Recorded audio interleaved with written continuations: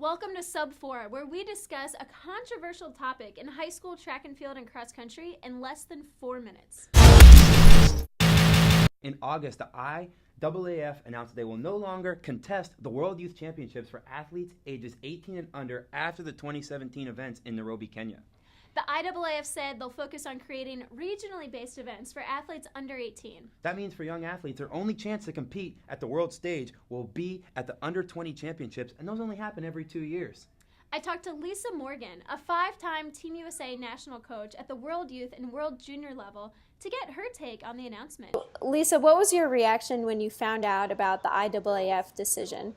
I was really in disbelief. So I was in shock because of the impact that, these games have had for so many years, and it just didn't make sense of the purpose of canceling them. What do you see the long-term impact of this being?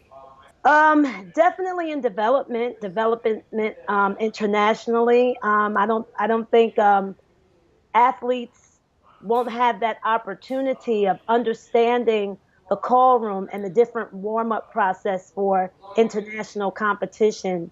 The cultural experience. I think in the long term, just our international development. Can you point to any athletes specifically who have really taken advantage of and grown from being included in the Youth World Championship? The first one that comes to mind for me is Noah Lyles. He made my first team as a relay pool runner. That experience in the Ukraine really changed his focus, his motivation, his confidence, and he understood what he wanted to do in life. It really validated his sense of belief of, I want to be an Olympian. International competition is like no other. And once you get that experience, it really helps you thrive. He's definitely a future Olympian, and I will definitely say the World Youth Championships really catapulted that for him. Are there any athletes currently succeeding at the professional level who you think the Youth Championship was a major stepping stone for their career? Our two major, most international, Usain Bolt, Allison Felix. I look at our own Sydney McLaughlin, who was World Youth Champion last year and then becomes the youngest Olympian in 40 years to qualify and run in the 400 hurdles in the actual Olympic Games. Thank you, Lisa. We also went to Twitter to see what you think. Michael Vincent said, "Not sure why the decision was made. It's a lost opportunity for our elite youth athletes. Regional meets cannot replace world competition. Might be biased. Opportunity it provided our athlete was second to none. The international travel and competing versus top athletes in the world is priceless." I definitely agree with that guy. But Jojo, what do you think?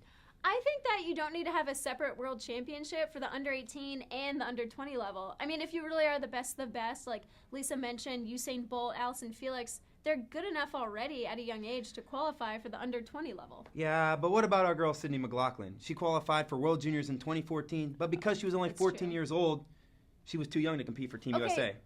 But if they're going to get rid of the World Youth level, then they should just change the rules so that if you're 14 or younger and you qualify, you're actually allowed to go and compete. But That's what they should do. What if also, all the best high schoolers are turning pro now anyway. I mean, just this year alone, 16 high schoolers competed at the Olympic trials. I mean, I think they're just going to continue to bypass junior level competition and go straight to the senior level. But what you got to remember is this all started for all those guys at World Youth who was there. Noah Lyles, Sydney McLaughlin, Candace Hill. They all started at World Youth. Okay, we're out of time. Fine. Our topic next week was originally posed by Cooper Tier of California. Should Foot Locker award at-large bids to athletes whose regions conflict with NXN?